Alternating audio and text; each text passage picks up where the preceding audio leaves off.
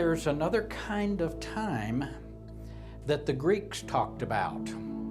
And it was so interesting, the Mayans understood that timing as well.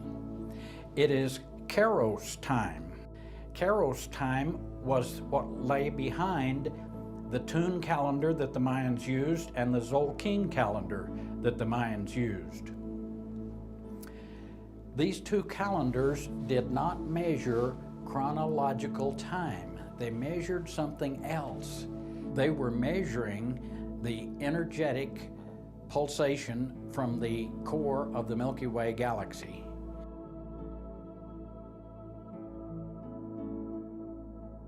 Let's pause at this point and examine this particular date right here regarding the advent of the Mayan calendar, mathematics, dentistry, astronomy, and written language being introduced to the Mayan people. It occurred at 3114 BC, over 5,000 years ago. And this is a critical date in the history of mankind. This is a fractal unit of 5,125 years from this date to the end of the Mayan calendar.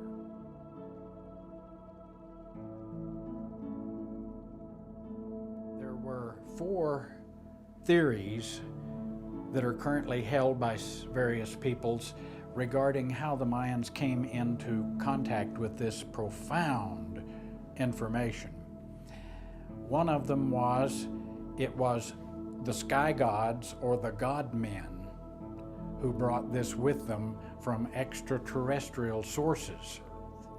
We have in the person of Quetzalcoatl a person connecting physicality with spirituality.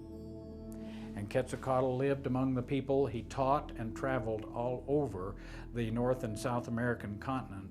And at each instance, he was telling the people that he would return. He was prone to return on the cycling of the planet Venus. There is another cycling of Venus across the face of the sun in the early morning hours on the equinox that is scheduled for the year 2012. Is this not rather parallel to the promise of Jesus Christ that he would return again and would teach the people and live in the realm of the millennium where there's peace and plenty? The galactic period, where our consciousness is reaching out into the heavens to include galaxies and other galaxies and wherever they are. And at that period of time, we developed a consciousness of ethical conduct. It's all coming from inside the human being.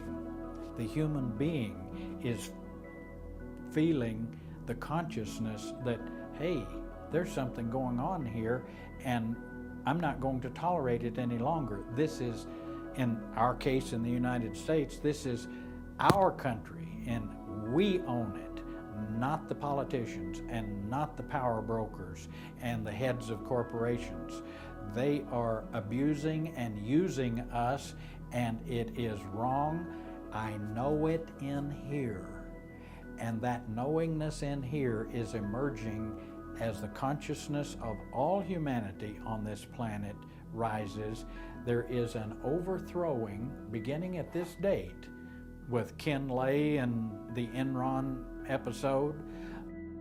We've seen Jack Abramoff in the lobbying realm. Is a house cleaning based on ethical conduct. What is good for all of us is the only thing that is now going to be tolerated, accepted, included, embraced, and advanced.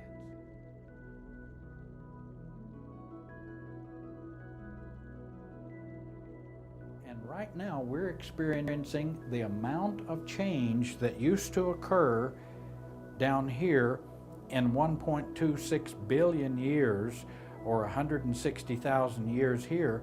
We're experiencing the equivalent amount of change in 360 days only.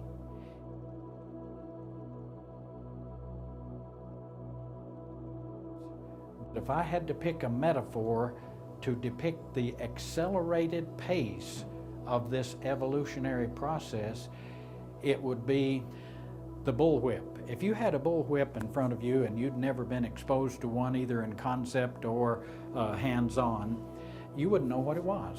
You wouldn't know what it was for. You wouldn't know its power nor its purpose.